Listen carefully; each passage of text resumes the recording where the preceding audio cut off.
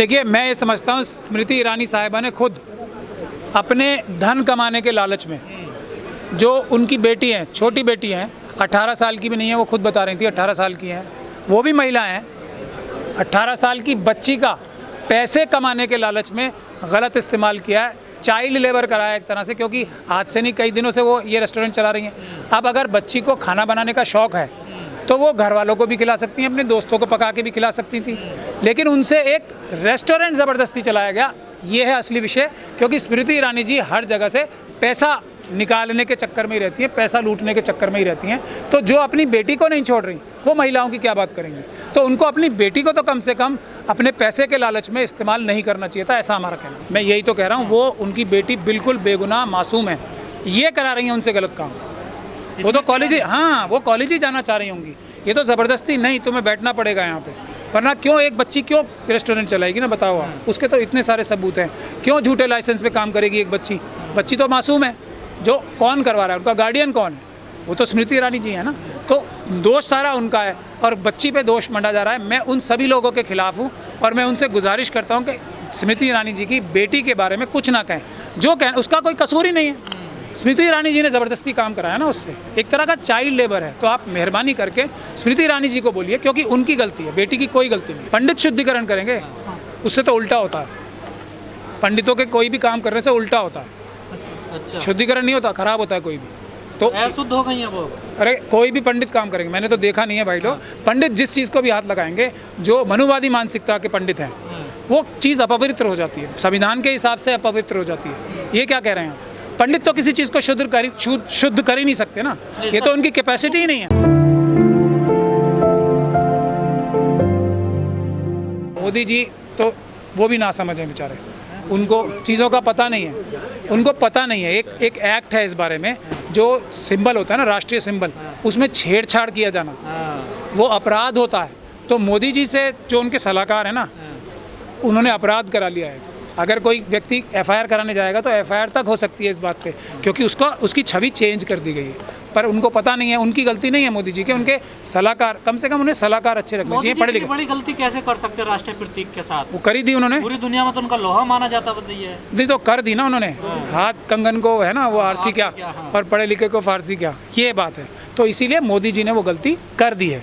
तो लेकिन फिर वहाँ उनकी गलती नहीं है, वो देखिए, वो तो अपने आप को बहुत चीज़ों में हैं वो होशियार, जैसे कैसे अच्छा कपड़े पहनने हैं, कैसे अच्छे, मतलब जो उनकी अपीयरेंस है उसमें वो परफेक्ट है, उनसे अच्छा पूरे दुनिया में कोई नहीं है। कपड़े कैसे पहनने, कपड़े किस कलर कॉम्बिनेशन को पहनना है, उसमें वो सबसे अच्छे हैं। और जो टेलीप्रोम्प्टर होता है ना, प्रॉम्प्टर, उसको देख के भाषण कैसे देना है जैसे कि असली जैसा लगे, उसमें वो दुनिया में सबसे बेहतरीन आदमी, ये उनकी खासियत है। लेकिन अब ये कि इकोनॉमिक्स कैसे चलनी है, देश में राष्ट्रीय जो सिंबल हैं वो कैसे लगने चाहिए, और देश कैसे चलाना है, चाइना से देश को कैसे बचाना है, और जो ये छोटे मोटे काम है ना, जैसे चाइना से कैसे बचाना है, ये उनके बस की बात नहीं है। उसके लिए उन्हें अच्छे सलाहकार चाहिए होंगे, जो उनके पास नहीं है। इसीलिए देश का जो बेड़ा गर्क हो रहा है ना आज, मोदी जी के अच्छे सलाहकार ना होने की वजह से। देखिए, जो मोदी जी को भी नहीं आती थी ये चीज़, वही तो मैं कह रहा हूँ, एडमिनिस्ट्रेशन आता ही नहीं है। और उनके जो फॉलोअर्स हैं, जो वहाँ के चीफ मिनिस्टर, उन्हें इस सब चीज़ों का उनका अंदाज़ा नहीं है।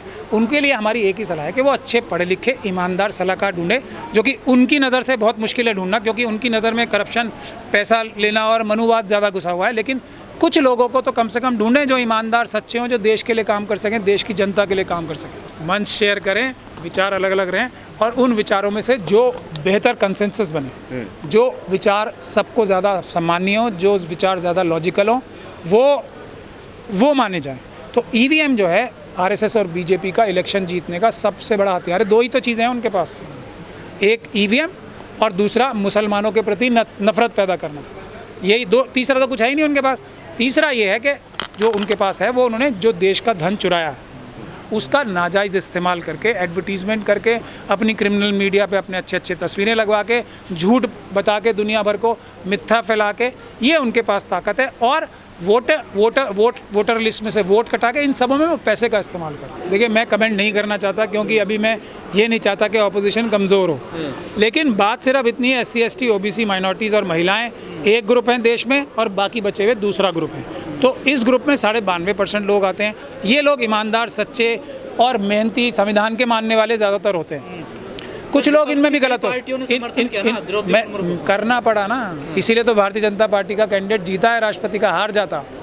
मैं यही तो कह रहा हूँ कि अगर मुर्मू साहिबा में और यशवंत सिन्हा साहिबा, यशवंत सिन्हा साहब की कास्ट पता है ना आपको, में चुनना पड़ेगा तो सबकी मजबूरी है, इनको ही चुनना पड़ेगा, नहीं तो वोट नहीं मिलेंगे अगली बार। विपक्ष को इस बात को सोचना चाहिए। विपक्ष ने सबसे बड़ी गलती की है, क्योंकि मानसिकता तो वही है ना। अगर ये मानसिकता त्यागेगी नहीं विपक्ष, तो मानसिकता क्या, विपक्ष को सभी पार्टियों को चाहिए। देखिए जैसे तमिलनाडु में सबसे अच्छी सरकार चल रही है और वो सबसे मजबूत सरकार चलेगी आगे आने वाले टाइम तक। क्यों?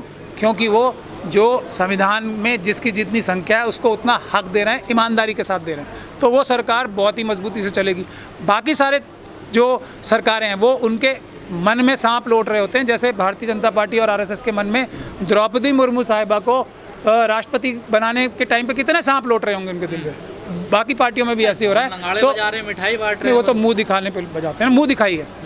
प्रधानमंत्री बना देना, देखिए अब मोदी जी तो काफ़ी बुजुर्ग हो चले हैं, तो मोदी जी को बना दें राष्ट्रपति और मुर्मू साहिबा को बना दें प्रधानमंत्री, तो इनकी दूध का दूध और पानी का पानी साफ हो जाएगा। क्योंकि मोदी जी ने खुद कहा है ना 74-75 साल की उम्र के बाद किसी पद पे नहीं रहना, तो अभी द्रौपदी मुर्मू साहिबा तो बहुत छोटी हैं, तो इनको बना दें प्रधानमंत्री और उनको राष्ट्रपति, तब चलेगा।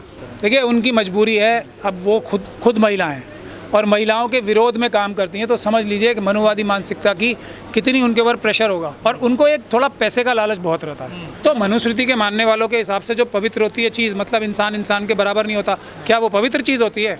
मतलब क्या छुआछूत होनी चाहिए, ये पवित्र बात है? लोग पढ़ाई नहीं करने चाहिए, पवित्र बात है? लोग एक जगह से पानी नहीं पीने चाहिए, ये पवित्र बात है? लेकिन संविधान तो नहीं कहता ना सर, अशोक स्तंभ की पूजा पाठ कीजिए, अर्चना कीजिए। बिल्कुल नहीं कहता।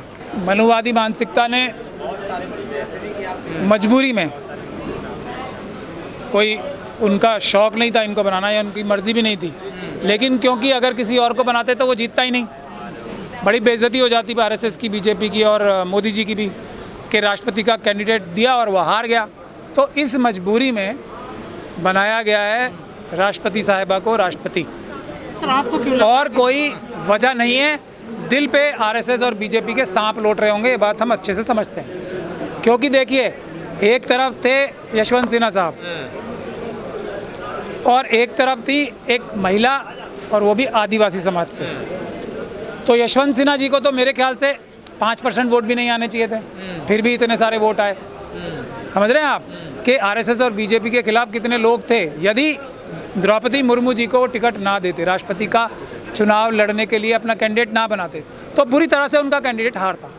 तो अब हम ये उम्मीद करते हैं ये सब बातें बेकार की हैं, जो कंट्रोवर्सी की जा रही है वो आरएसएस के या दूसरे मनुवादी मानसिकता के जो दूसरी पार्टियों में लोग हैं उनके दिल पे सांप लौट रहा है। देखिए राष्ट्रपति बनाए हैं मजबूरी में, मैंने अभी आपको बताया, जैसे इस बार बनाया, पिछली बार कोविंद साहब को नहीं पता था, उनका कैंडिडेट हार जाता, क्योंकि राष्ट्रपति का चुनाव बहुत ही एक कॉम्प्लिकेटेड चुनाव है जिसमें एमपी और एमएलए दोनों वोट देते। एक ये मजबूरी है उनकी, लेकिन राष्ट्रपति बनने से कुछ नहीं होने वाला, प्रधानमंत्री नहीं। मेरे ख्याल से जहाँ तक मुझे समझ है संविधान की, जो प्रधानमंत्री का पद होता है वो एडमिनिस्ट्रेटिव हेड है, एग्जीक्यूटिव हेड जो कंट्री के हैं वो प्रधानमंत्री होते हैं। राष्ट्रपति जो हैं वो एड एंड एडवाइस कैबिनेट की सलाह पे काम करते हैं। रबर स्टैंप कह रहे हैं? नहीं, मैं रबर स्टैम्प नहीं कह रहा हूँ, जो संविधान में लिखा है aid and advice of cabinet, लेकिन संविधान के। लेकिन अगर द्रौपदी मुर्मू साहिबा पूरी तरीके से संविधान का पालन करने लगेंगी तो इनके मेरे ख्याल से 90% बिल